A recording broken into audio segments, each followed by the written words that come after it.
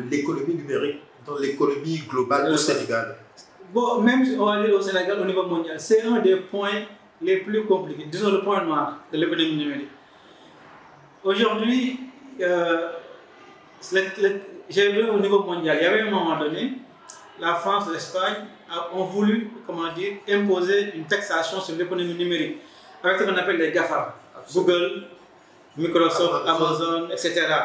Facebook. Oui, parce que c'est des groupes virtuels entre guillemets qui ne sont pas sur place, Ouais.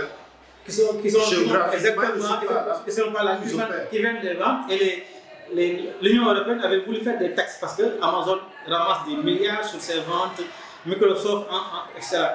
Mais il y avait un problème parce qu'à l'époque c'était Trump avait refusé que ces taxes puissent être données. Et il y avait un petit problème. Mais la France et l'Espagne ont forcé à mettre une taxation. Maintenant, au Sénégal, c'est un peu difficile parce que d'abord, pour payer, c'est rare de voir un Sénégalais autant ou une Sénégalaise qui ouvre une entreprise numérique et qui paye ses TVA. Maintenant, savoir combien ces entreprises qui sont sur le net, ce qu'on appelle l'entrepreneuriat numérique, payent en impôts, à part Jumia, etc., peut-être ces gens-là qui sont un peu des entreprises normalisées, on peut avoir. Mais normalement, l'État devait avoir une part importante. Si peut-être au niveau des impôts, on essaie maintenant de savoir quel est le nombre d'investissements sur le numérique, mais c'est très difficile parce que presque il y a une bonne partie aujourd'hui qui sont dans le numérique pour ne pas payer ces gens d'impôts, qui vendent chez eux, qui vendent des produits chez eux, en ligne, etc., depuis chez eux, qui ne payent aucune taxe. Donc, normalement, c'est là où nos États, et pour Dieu sait qu'il y a une fiscalité très importante. Si maintenant, à l'État de mettre les moyens pour essayer de traquer, entre guillemets, ceux qui ont des entrepreneurs dans le numérique, et de les peut-être convaincre de pouvoir participer au développement du pays en payant les impôts. Mais pour donner aujourd'hui un chiffre exact, c'est presque impossible parce que d'abord, en Afrique, on a un système, même dans l'économie normale même, il y a trop d'informels. Maintenant, ce sont les entreprises normalisées qui fuient pour aller vers le numérique pour ne pas payer de loyer par rapport au niveau des commerces et même ne pas payer de salaire parce que c'est plus facile de pouvoir mettre un site ou bien même dans les réseaux sociaux. Hein. Et maintenant, le problème, c'est que ce qu'on appelle les OTT, c'est-à-dire les Facebook, WhatsApp, etc. Maintenant, Twitter, Telegram, là aussi, l'État devait pouvoir faire combien ces gens doivent payer des impôts dans nos pays respectifs parce qu'aussi, ils ont des parts importantes. Et même les opérateurs comme Orange, Free, à un moment donné, disent qu'ils ont une perte d'argent par rapport aux appels traditionnels, au niveau traditionnel, les appels normalisés là. Parce que les gens utilisent maintenant plus WhatsApp, Twitter, pour discuter maintenant.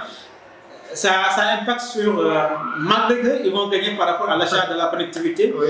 Mais ils vont avoir des pertes par rapport aux appels classiques. Exactement. Donc ça aussi c'est un problème maintenant pour trouver des chiffres. Moi-même personnellement je suis en train de faire des études pour savoir combien l'économie numérique peut apporter à nos pays, surtout à nos pays africains. Ouais. Et Dieu sait que on peut avoir beaucoup d'argent sur cette fiscalité-là. L'État est en train de rechercher beaucoup de fonds. Je pense que l'État fait un peu d'efforts. Ils pourront avoir des retombées dans cette économie numérique.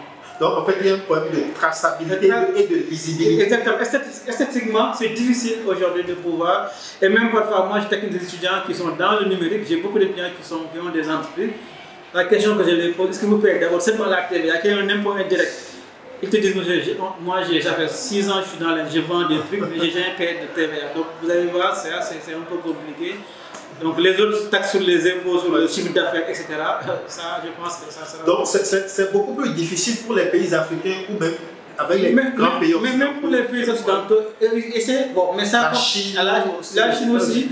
Maintenant, l'Union européenne essaie de mettre des taxations sur les GAFAM, sur le numérique. Eux, ils sont plus, normalisés. Donc, ils ont commencé à faire des lois pour permettre aux OTT, etc., ça, tout ce qui est dans le numérique, WhatsApp, Telegram, Twitter, à payer des impôts au niveau de l'Union européenne. Donc ça, il y a des lois déjà, qui l'ont déjà voté. Mais au niveau africain, on a ce problème. Aucun pays n'est en règle par rapport à comment imposer, comment faire, etc. Et même peut-être il faut d'abord recenser les entreprises numériques d'abord, pour pouvoir maintenant savoir comment faire pour recevoir les impôts, etc. En tant Jumia et les autres là, c'est vraiment des sites. Et même je pose la question, est-ce que les journalistes, les sites même payent leurs impôts? Il y a tout le monde, il y a tellement de sites au niveau des télécommunications, de télé. Et on se demande, est-ce que aussi ces gens-là, bon, on déclare les revenus de salariés pour payer l'impôt sur le revenu, etc. Tout ça, peut-être c'est une étude qui pourra nous expliquer vraiment est-ce que c'est possible. Mais c'est un pan de l'économie qui pourra satisfaire à l'État beaucoup de milliards de francs CFA. Si l'État maintenant essaie de faire le reste pour aller faire le recensement d'abord.